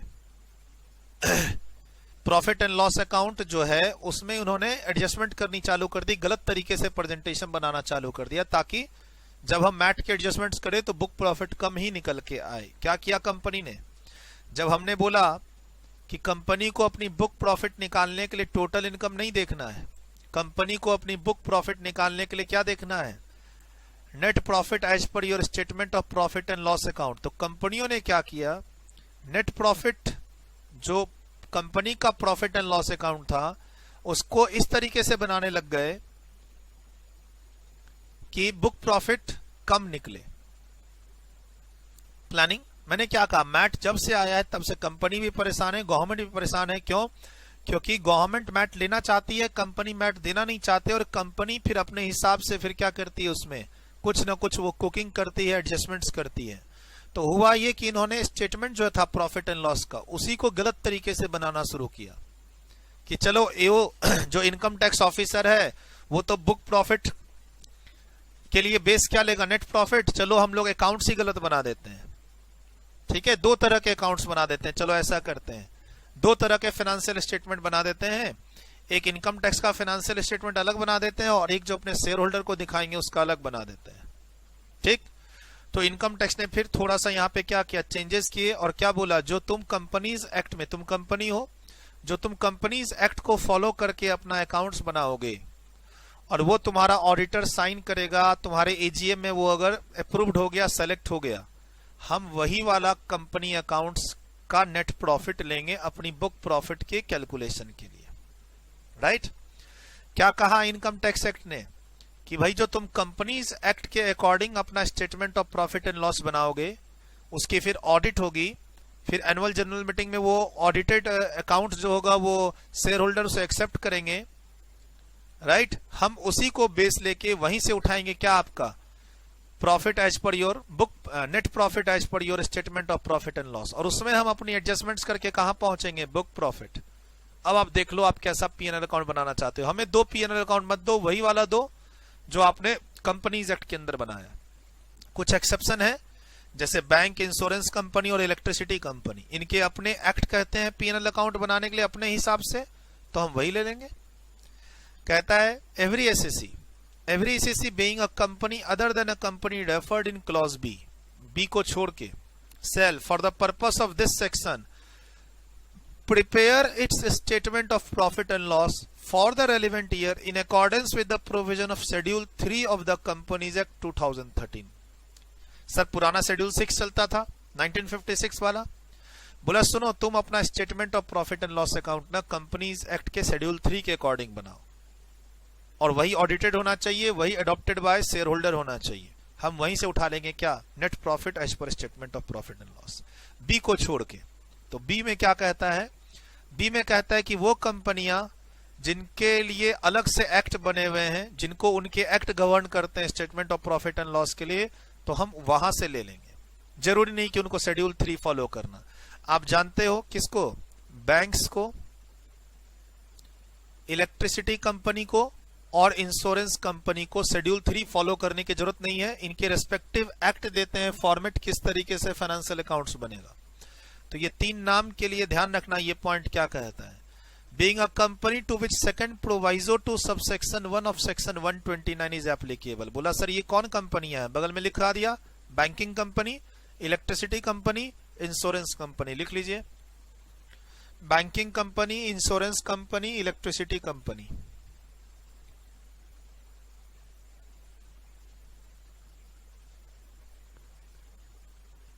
ठीक है, तो फिर सर वो लोग जो अपना statement of profit and loss बनाएंगे शेड्यूल 3 के अकॉर्डिंग नहीं बनाएंगे, वो अपने एक्ट के अकॉर्डिंग बनाएंगे, और वही हम बेस ले लेंगे यहां। अब बोलता है फर्दर, ये जो तुम अपने स्टेटमेंट बनाओगे शेड्यूल 3 के हिसाब से, उसके अंदर while preparing the annual accounts including statement of profit and loss schedule 3 के हिसाब से बनाओ। लेकिन अब मेरी बात और सुनो, जो तुम अकाउंटिंग पॉलिसीज अडॉप्ट करोगे, अकाउंटिंग स्टैंडर्ड्स अडॉप्ट करोगे, तुम मेथड्स और rate for calculating depreciation adopt करोगे, जो तुम अडॉप्ट करोगे shall be the same as have been adopted for the purpose of preparing such accounts and laid before the company at its general meeting as per the provision of section 129 of the Companies Act। समझ गए? तुम्हें 2 books नहीं बनाने हैं, तुम्हें एक books बनाना है schedule 3 के हिसाब से। जब शेड्यूल 3 के हिसाब से तुम फॉलो जो करोगे, उसमें वही accounting policies, accounting standard, method, rates लेना, जिसको तुम अडॉप्ट करके अपनी अकाउंट्स और बुक्स को कंपनी के एनुअल जनरल मीटिंग में रखते हो एज पर सेक्शन 29। मतलब ऑडिटेड अकाउंट्स और एक्सेप्टेड बाय शेयर होल्डर होना चाहिए, शेड्यूल 3 के अकॉर्डिंग होना चाहिए, accounting policies, standard, methods and rates prescribed follow करोगे, इसको चेंज नहीं करोगे। फर्दर अब क्या कहता है, अगर डिफरेंट भी फॉलो करना चाहते हो, where a company has adopted or adopts the financial year, financial year के लिए बोल रहा है, adopt the financial year which is different from the previous year under this act। वो कहते हैं ना कि हमारा एक्ट क्या चलता है, हमारा एक्ट चलता है प्रीवियस ईयर अप्रैल से मार्च, हमारा जो एक्ट है वो चलता है अप्रैल से मार्च। अब मान लो इंडिया में एक कंपनी है जो फॉरेन कंपनी है, मान लो ये किसकी बात कर रहे हैं, ये फॉरेन कंपनी की बात कर रहे हैं, जिसके लिए ईयर कौन सा ईयर होता है, कैलेंडर ईयर, प्रीवियस ईयर नहीं होता। तो क्या कहता है, अगर कंपनी ने फाइनेंशियल ईयर जो लिया है वो दूसरा लिया है, प्रीवियस ईयर नहीं लिया है under this act, income tax act वाला प्रीवियस ईयर नहीं है, अलग है, तो उस केस में accounting policy, standard, rates correspond होना चाहिए। Accounting policy, standards, methods and rate for calculating the depreciation which have been adopted for preparing such accounts including statement of profit and loss for such financial year or part of such financial year falling within the relevant financial year। Sir देखिए problem क्या है, income tax बोलता है previous year 2019-20, right. अब इसका range है 1/4/2019 से 31 मार्च 2020, तो इसके अंदर 2 कैलेंडर ईयर हो गए, एक इन्वॉल्व हो गया ईयर 2019 और एक इन्वॉल्व हो गया ईयर 2020। इसके अंदर 9 महीने, इसके अंदर 3 महीने। तो गवर्नमेंट सिंपल बोलती है क्या कि तुम्हारा फाइनेंशियल ईयर डिफरेंट है इनकम टैक्स वाले से।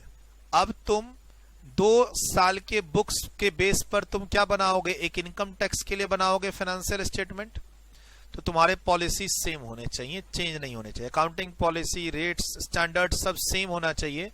सर जब तक तुम इनकम टैक्स वाला 12 महीने का फाइनेंशियल अकाउंट्स नहीं बनाओगे, तब तक हम नेट प्रॉफिट पे पहुंचेंगे कैसे, और नेट प्रॉफिट पे नहीं पहुंचेंगे तो फिर बुक प्रॉफिट पे कैसे पहुंचेंगे? क्या कहता है, पढ़िए। Further, the company has adopted or adopts the financial year which is different from the previous year under this act, यानी Income Tax Act. Then accounting policy standard rates shall correspond to the accounting policies, standards, rates which has been adopted for preparing such accounts for such financial year or the part of the financial year falling within the relevant financial year. ये हो गया मेरा relevant financial year, ये हो गया such financial year. अब company ने इस ईयर के बुक्स ऑफ अकाउंट्स बनाए हैं, 2019 के अलग, 2020 के अलग। मुझे उसके बेस पर अपने 12 महीने का फाइनेंशियल अकाउंट्स बनाना है ताकि मैं मैट के प्रोविजंस लगा सकूं। तो जब आप इस 9 महीने और इस 3 महीने के पीरियड को मर्ज करके एक 12 महीने का फाइनेंशियल अकाउंट्स बनाओगे तो आपको same accounting policy, standard methods, rate adopt करना पड़ेगा, चेंज नहीं कर सकते। यानी कोई कुकिंग और कोई मैनिपुलेशन नहीं चलेगी।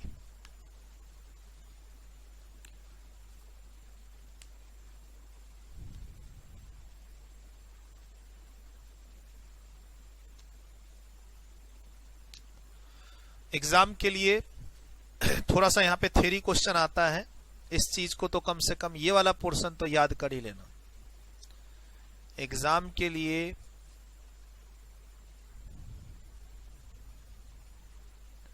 यहां से लेकर यहां तक कम से कम आपको याद रखना है थ्योरी क्वेश्चन 5 मार्क्स की रेंज में पूछ देता है इंस्टीट्यूट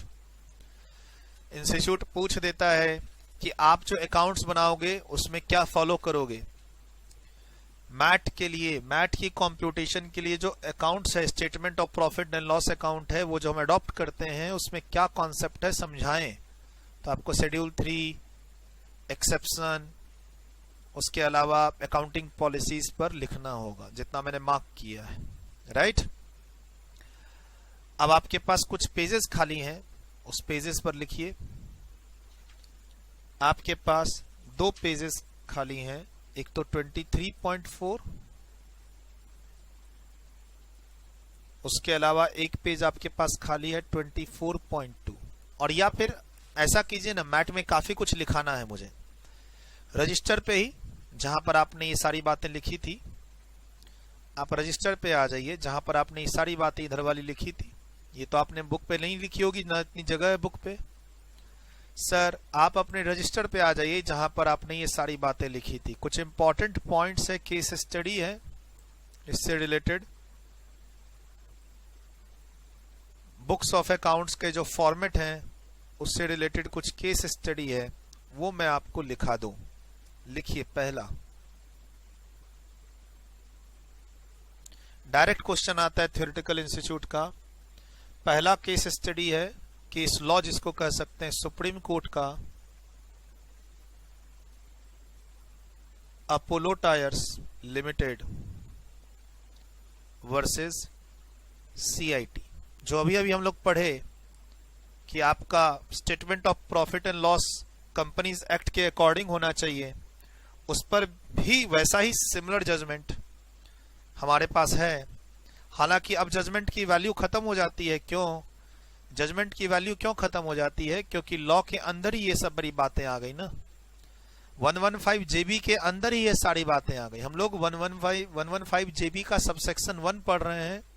सर ये जितनी बातें आपके सामने अभी दिखाई दे रही हैं, ये एक्ट सेक्शन 115 जेबी के अंदर लिख दी गई हैं। जब अंदर लिख दी गई हैं, ये जो पहले नहीं हुआ करती थी, सुप्रीम कोर्ट के ये सब जब जजमेंट आए थे तब पहले नहीं होते थे। अब सुप्रीम कोर्ट जजमेंट हमें सपोर्ट कर रहा है। सर जो हम कर रहे हैं वो तो एक्ट में लिखा हुआ है, खाली हम अब सुप्रीम कोर्ट के जजमेंट को सपोर्ट में दे रहे हैं कि देखो सुप्रीम कोर्ट ने भी पहले ऐसे कह रखा है। 2 जजमेंट है हमारे पास सुप्रीम कोर्ट से रिलेटेड। एग्जाम में एक क्वेश्चन आता है, कौन सा? ये वाला क्वेश्चन अगर आता है, when assessing officer has a power to alter profit. Assessing officer के पास पावर है प्रॉफिट ऑल्टर करने का, है अगर वो शेड्यूल 3 के अकॉर्डिंग नहीं निकला है, अदरवाइज नहीं है। व्हेन असेसिंग, लिखिए please, officer has power to alter profit. एक income tax officer, assessing officer के पास आपके प्रॉफिट जो है उसको ऑल्टर करने का पावर कब आता है? सर, अगर आप शेड्यूल 3 के अकॉर्डिंग नहीं बना रखे हैं, अकाउंटिंग पॉलिसी जो जनरली अडॉप्ट होनी चाहिए थी, जो जनरली आप अपने एनुअल जनरल मीटिंग में अडॉप्ट करते वो नहीं है, तब हम ऑल्टर कर सकते हैं। अदरवाइज हमें आपके बुक्स को एक्सेप्ट करना पड़ेगा। क्या कहता है सुप्रीम कोर्ट? लिखिए प्लीज, केस स्टडी 1 में है।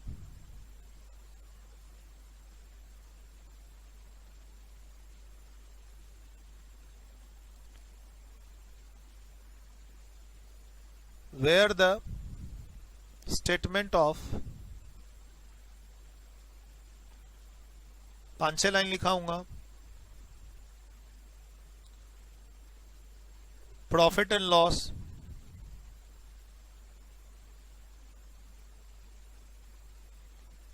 has been prepared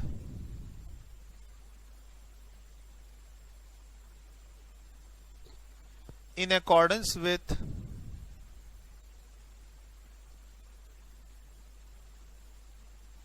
Schedule 3 to the Companies Act,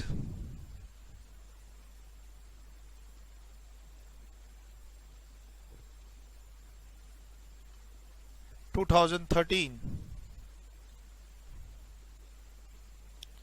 and which has been scrutinized, check हो चुका है, एग्जामिन हो चुका है,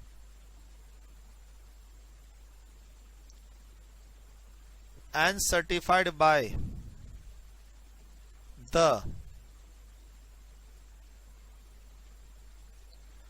statutory auditors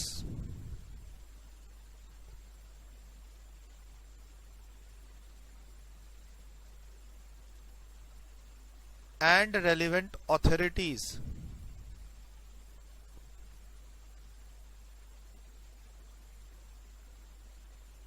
the AO has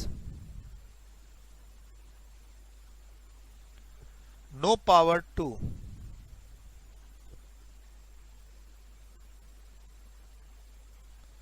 scrutinize net profit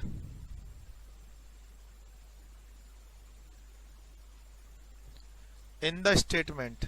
यानी ये जो था कि एओ को कब पावर नहीं है ऑल्टर करने का, तो अगर ये सारी चीजें हमें मिल रही हैं क्वेश्चन में, एग्जाम में, प्रैक्टिकल लाइफ में, तो एओ नेट प्रॉफिट को अडॉप्ट करेगा, चेंज नहीं कर सकता, क्वेश्चन नहीं कर सकता।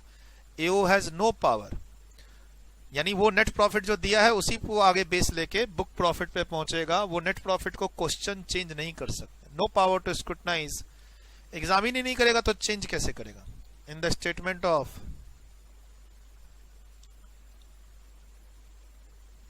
Profit and loss except to the extent provided in explanation। अब ये एक्सप्लेनेशन तो हम लोग पढ़ेंगे। क्या कहा? जो हमारे एक्ट में एक्सप्लेनेशन है। सर यही एक्सप्लेनेशन तो मैं पढ़ाऊंगा, explanation 1 to section 115 JB subsection 2 के अंदर जो एडजस्टमेंट है खाली वही करेगा एओ। जो नेट प्रॉफिट है वो कहां से लेगा? जो statement of profit and loss account में दी हुई है, एग्जाम में दी हुई है, जिसको ऑलरेडी ऑडिटर सर्टिफाई, जो ऑलरेडी शेड्यूल 3 के अकॉर्डिंग है, ऑडिटर सर्टिफाई कर चुका है, ठीक है, और एजीएम में से अडॉप्ट भी हो चुका है। उस पे अब एओ अपना दिमाग नहीं लगाएगा कि ये गलत है, ये सही है, ये गलत है, ये सही है, इसको चेंज करो, इसको चेंज करो। AO will adopt that net profit, और उसको एडजस्टमेंट जो करनी है वो एक्सप्लेनेशन वाली ही करनी है, जो 115 जेबी 2 के अंदर लिखी हुई है, जो हम पढ़ेंगे। सुप्रीम कोर्ट का ये जजमेंट है अपोलो टायर्स लिमिटेड का। 3 से 4 मार्क्स के लिए ध्यान में रखना, 3 से 4 मार्क्स के लिए ध्यान में रखना। लिखिए इसे।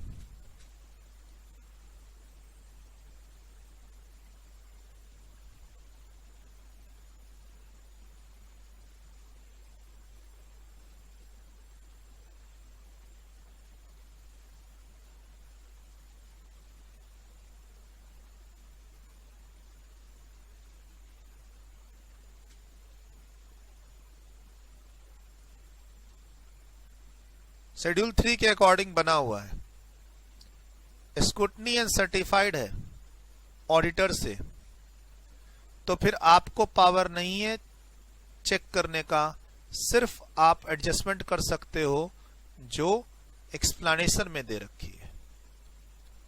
एक और केस स्टडी है, वीडियो रोक के इसको लिखिए। नेक्स्ट,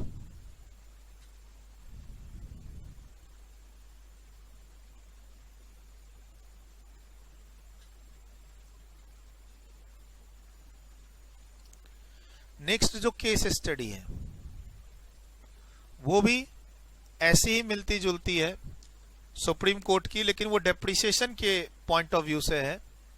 हालांकि दोनों एक ही बात कह रहा है। सुप्रीम कोर्ट का Malayala Manorama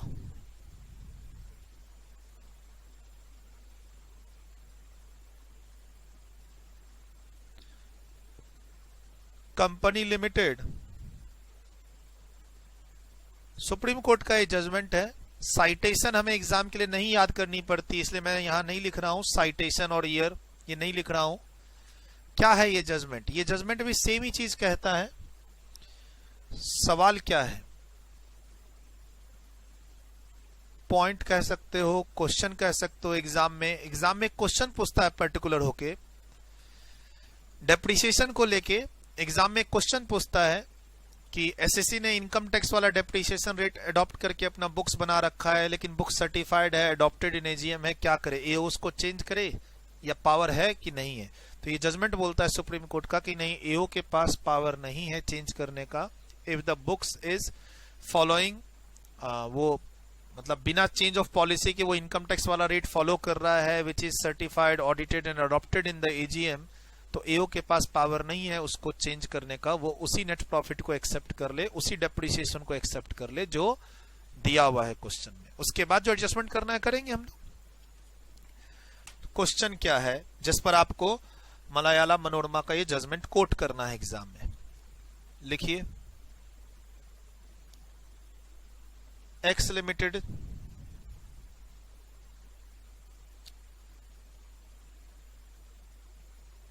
charged depreciation on its fixed assets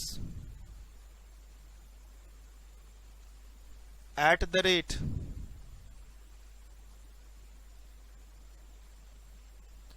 prescribed in the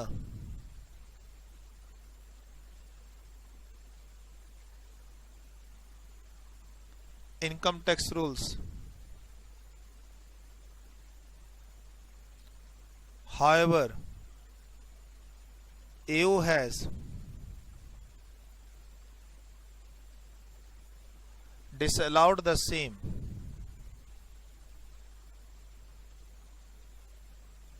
and allowed the rate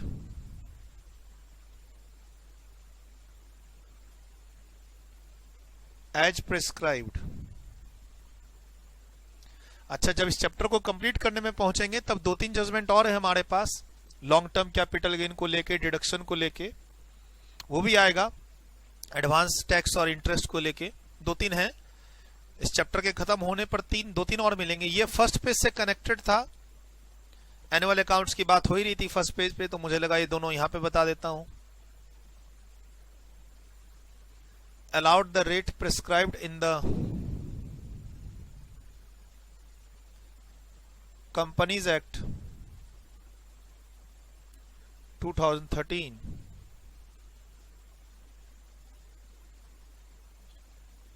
for the purpose of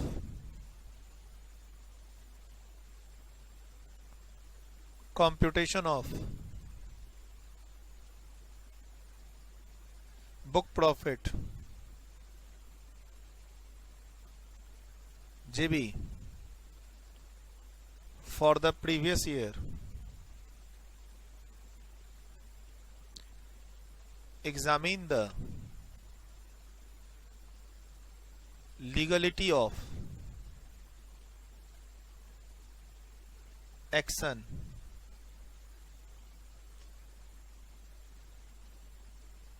taken by the AO। Sir मैं एक बात बता दूं आगे जाने से पहले, कंपनीज एक्ट में जो डेप्रिसिएशन रेट है वो मिनिमम रेट दे रखा है। मिनिमम आपको ये डेप्रिसिएशन रेट लेना पड़ेगा एसेट्स के केस में। शेड्यूल 3 के बेस पर अगर आप अकाउंट्स बनाते हो शेड्यूल 3 के हिसाब से, कंपनीज एक्ट 2013 को फॉलो करते हो, शेड्यूल 3 के हिसाब से अपना P&L अकाउंट बनाते हो, statement of profit and loss, तो इसी कंपनीज एक्ट में 2013 के शेड्यूल में डेप्रिसिएशन के रेट दे रखे हैं, वो लोअर रेट्स हैं। आप क्या कर रहे हो, एक तरह से उससे हायर रेट जो इनकम टैक्स रूल्स में दिया हुआ है उसको लेके आप इनकम टैक्स रूल्स का रेट लेके आप फाइनेंशियल अकाउंट्स बना रहे हो। सर एओ का कहना सिर्फ इतना ही है कि तुम इनकम टैक्स वाला रेट ले लो टोटल इनकम के कंप्यूटेशन के लिए, और अपना जो प्रॉफिट एंड लॉस अकाउंट है वो कंपनीज एक्ट के रेट से बनाओ, ताकि आप डेप्रिसिएशन कंपनीज एक्ट के अकॉर्डिंग लो और नेट प्रॉफिट कंपनीज एक्ट के अकॉर्डिंग आए, हम उससे बुक प्रॉफिट ले लेंगे। एओ बोलता है कि इनकम टैक्स वाला रेट मत लो, तो एओ सजेस्ट करने वाला यहां कोई नहीं है। एओ को सिर्फ अगर ये देखना है कि मेरा ये जो बुक्स है ये स्टैट्यूटरी ऑडिटर ने क्या सेटिस्फाई किया है। क्या स्टैट्यूटरी ऑडिटर नहीं लिख रहा कि my accounts has been prepared as per the companies act and related accounting standard auditing principles. Sir अगर मेरा बुक्स इनकम टैक्स का रेट लेके बनाया भी है तो भी कंपनीज एक्ट मना नहीं करता। कंपनीज एक्ट ने अपने डेप्रिसिएशन रेट जो दे रखे हैं वो मिनिमम बैंडविड्थ के दे रखे हैं, आप उससे अधिक ले सकते हैं जितना भी लेना चाहो। मैंने इनकम टैक्स के रेट्स अप्लाई कर दिए, क्या गलत किया? तो फाइनल आंसर जो है इस जजमेंट का कि यही है कि एओ का एक्शन गलत है, वो डिसअलाउ नहीं कर सकता है rate adopted by the assessee. Adopted by the assessee में एसएससी ने कौन सा रेट ले लिया? इनकम टैक्स रूल्स का रेट ले लिया। एक्ट में सेक्शन 32 है लेकिन रेट जो है वो रूल्स के अंदर लिखे हुए हैं, ये ध्यान रखना है। बोला सर आप इनकम टैक्स एक्ट में रेट पढ़ाते हो, इनकम टैक्स एक्ट में सेक्शन 32 में डेप्रिसिएशन कैलकुलेट करते हैं, डेप्रिसिएशन का रेट तो रूल्स में ही लिखा हुआ है। अच्छा सर वो कंफ्यूजन हो गई थी मुझे, सर आप यहाँ पे रूल्स क्यों लिख रहे हो? सर रेट तो रूल्स में ही लिखा रहेगा ना, वो अलग बात है क्लास में हम लोग नहीं बोलते हैं, सेक्शन 32 बोल के डेप्रिसिएशन पढ़ाते हैं। ठीक, तो सिंपल है। एओ का कहना था कि भाई जब हम आपका बुक प्रॉफिट आपके नेट प्रॉफिट से ले रहे हैं तो नेट प्रॉफिट में आप कंपनीज एक्ट का डेप्रिसिएशन रेट लगाओ। और एसएससी ने स्मार्टली क्या किया था, इनकम टैक्स के डेप्रिसिएशन रेट को अडॉप्ट करके अपना बुक्स प्रिपेयर किया था। तो सुप्रीम कोर्ट बोलता है इस जजमेंट में कि वो कर सकता है, वो सही है, वो गलत नहीं है। AO has no right to examine और entertain the computation of net profit. वो नेट प्रॉफिट से बुक प्रॉफिट की कंप्यूटेशन को चेक करेगा। नेट प्रॉफिट से एक्सप्लेनेशन 1 की एडजस्टमेंट्स होते हुए जो हम बुक प्रॉफिट पे पहुंचेंगे उसको एओ वेरीफाई करेगा। नेट प्रॉफिट कैसे निकला है पीएनएल अकाउंट के अंदर उसको एओ वेरीफाई ना करे, ना ही उसका ये काम है। खाली हाँ client net profit as per schedule 3 बनाया हो which is properly audited and adopted in the AGM by the shareholders, ये आपको ध्यान में रखना होगा। एओ तभी फेथ करेगा उस बुक्स पे जब वो as per companies act schedule 3 हो, सर्टिफाइड ऑडिटेड हो, अडॉप्टेड इन द एजीएम हो। सर यहां पर है क्वेश्चन यही जो मैंने अभी लिखाया आपको, इंस्टीट्यूट के मटेरियल का मैं ले रहा हूं, सीएमए इंस्टीट्यूट के मटेरियल का ये क्वेश्चन है। खासकर सीएमए स्टूडेंट्स ध्यान रखें, सीएमए स्टूडेंट्स ध्यान रखें इस चीज का। यही सेम क्वेश्चन है, X limited charges depreciation on fixed assets at the rate prescribe in the rules. AO बोलता नहीं कंपनीज एक्ट का रेट लो, क्या एओ सही है? तब ये सुप्रीम कोर्ट का जजमेंट क्या कहता है इसको एक बार समझ लीजिए, फिर मैं आपको बोल दूंगा लिख लेने के लिए, लिख लीजिएगा।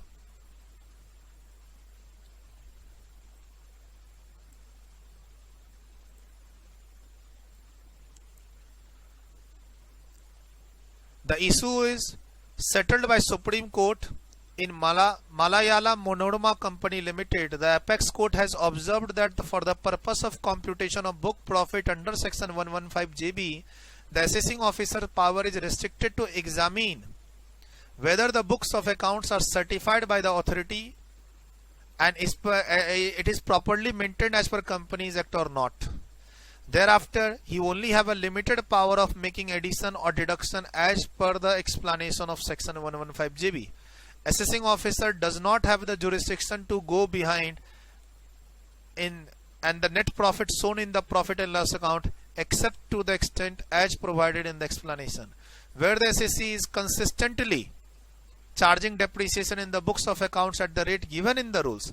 Consistently, ये ध्यान रखना है सर, हमारा अकाउंटिंग प्रिंसिपल क्या होता है, अकाउंटिंग पॉलिसी क्या होती है जो हर साल कंसिस्टेंटली आप फॉलो करो, एंड वो कंपनी के ऑडिटर से सर्टिफाइड भी है, अडॉप्टेड भी है शेयर होल्डर से, तो फिर assessing officer has no jurisdiction to rework the net profit by substituting the rate of income tax with the rate of companies act, and hence AO का action क्या है, गलत है ना सर, बहुत सिंपल कहा। अच्छा, जो पहले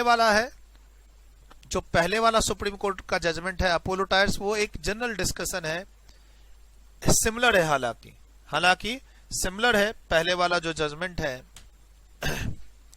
अपोलो टायर्स में क्या है बेसिकली कि आपने शेड्यूल 3 के अकॉर्डिंग अगर आपने प्रॉफिट एंड लॉस अकाउंट बनाया है and that is certified by the auditor, adopted by the shareholders, तो एओ अब वो क्वेश्चन मार्क ना लगाए कि whether net profit is correct और नॉट, मैं वो देखूंगा, नहीं कर सकता। और ये पर्टिकुलर जजमेंट डेप्रिसिएशन पर बेस्ड होकर अगर एग्जाम में क्वेश्चन आएगा कि आप डेप्रिसिएशन लगा रहे हो इनकम टैक्स रूल्स वाला अपनी स्टेटमेंट बनाने में कंपनीज एक्ट के अंदर, और एओ बोलता है कि नहीं इसको शेड्यूल 3 के डेप्रिसिएशन रेट पे लेके आओ, तो AO has no right. If I am adopting that rate consistently throughout the year और पहले से चला रहा है पिछले 10 साल से, books is as per schedule 3, rate adopted पहले से चला आ रहा है, मैं कोई मैनिपुलेशन नहीं कर रहा, ऑडिटेड है, सर्टिफाइड है, आरओसी में सबमिटेड है, शेयर होल्डर मीटिंग में एक्सेप्टेड है, तो एओ सिर्फ क्या देखे, नेट प्रॉफिट से बुक प्रॉफिट पर पहुंचने की एडजस्टमेंट्स देखे, नेट प्रॉफिट कैसे कंप्यूट हुआ है वो ना देखे। क्या कहना चाहता है सर?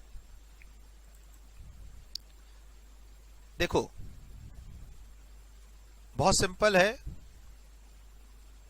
नेट प्रॉफिट से एडजस्टमेंट होके अब जो सीखेंगे क्या ऐड करना है क्या लेस करना है, वो ऐड और लेस करके हम कहां पहुंचे हैं, बुक प्रॉफिट पे। और ये ऐड और लेस कैसे हुआ है, as per explanation to section 115 JB, sub section 2 है और यहां पे एक्सप्लेनेशन 1 है। Sir AO can assessing officer can verify this adjustment। AO यहां ऑब्जेक्शन कर सकता है कि वेदर इट इज करेक्ट और नॉट। सर नेट प्रॉफिट जो कंप्यूटेड है, it is computed as per schedule 3 plus audited by authority, adopted by authority, plus AGM में ये एडॉप्टेड है, पास्ड बाय शेयर होल्डर्स है, जिससे नेट प्रॉफिट आई है। तो इस नेट प्रॉफिट पे AO can not question, AO can not examine, AO can not री वेरीफाई, वरना सर वो तो पागल ही हो जाएगा। एओ तुम सिर्फ इतना देखो कि मेरा books as per schedule 3 companies act है या नहीं है, उसके बाद नेट प्रॉफिट से बुक प्रॉफिट की जो मेरी एडजस्टमेंट्स हैं 4-5 पेज की जो आप सीखेंगे वो खाली तुम देख लो, बस इतना ही करो, उससे ज्यादा मत करना। तो सर ये भी चार्ट लिखिए और अभी मैं उस पेज पे ले जाऊंगा, वहां पे 8-9 लाइन जो लिखी हुई है वो लिखनी होगी आपको। देखो पेज नंबर 23.4 पे लिख लो आप अपनी बुक पे, अच्छा सॉरी कॉपी बुक पे लिख रहे हो तो बुक पे आपके पास ब्लैंक पेज मैंने एक एक छोड़ छोड़ के दे रखा है काफी सारा।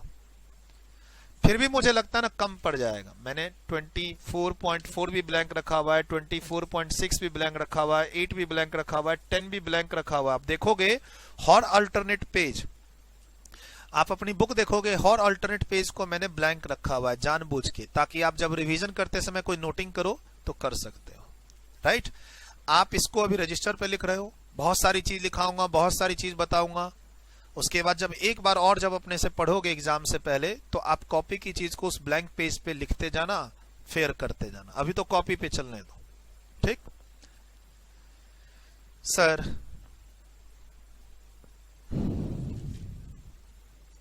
आगे की बात ना अगली क्लास में होगी, मैं इस क्लास को यहीं पे रोक रहा हूं, ठीक। पेज नंबर 1 हमारा और कुछ बेसिक डिस्कशन जो है हमारी वो कंप्लीट हुई इस क्लास में। राइट सर, वीडियो को रोकें और इसको लिखें, वीडियो रोकें, इसको लिखें, और यहां वीडियो रोकें और इस पूरे जजमेंट को लिखें। सर, सीए के कोर्स में भी ये जजमेंट कोटेड है। सीए का जो एग्जाम का क्वेश्चन पूछता है इंस्टीट्यूट, या सीए के स्टडी मटेरियल में भी ये जजमेंट कोटेड है। और सीएमए के स्टडी मटेरियल, ये जो सामने में खुला हुआ है, सीएमए का स्टडी मटेरियल है फाइनल लेवल का, और ये क्वेश्चन आंसर फॉर्म में फ्रेम्ड है। राइट, और अपोलो वाला जो मैंने लिखाया था, अपोलो वाला भी मैं आपको बता दूं कि यहां पर 115 GB के नोट्स में जब जाएंगे इंस्टीट्यूट के मटेरियल में, तो अपोलो टायर्स का जजमेंट है यहां पे।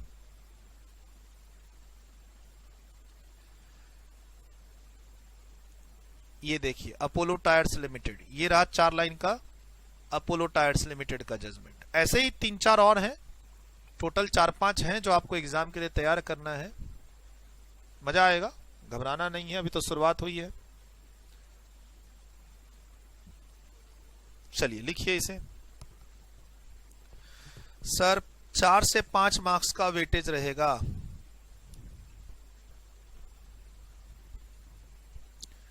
4 to 5 मार्क्स लिख लीजिए यहां पे, 4 to 5 मार्क्स।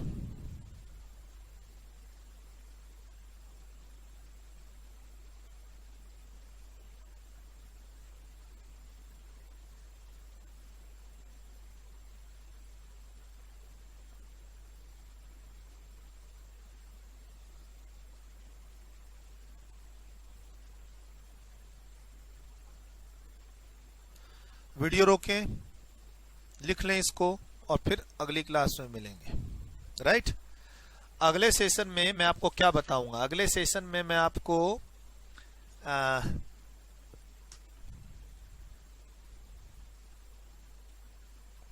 अगले सेशन में मैं आपको सरचार्ज कैलकुलेट करना सिखा दूंगा, रिलीफ कैलकुलेट करना सिखा दूंगा, मैट को क्रेडिट को कैसे कैरी फॉरवर्ड करते हैं वो बता दूंगा, almost similar to AMT class. उसके बाद फिर हम लोग चले जाएंगे किसमें, एडजस्टमेंट्स में, पेज नंबर 3 से जो एडजस्टमेंट्स दे रखी है उसमें। Bye bye.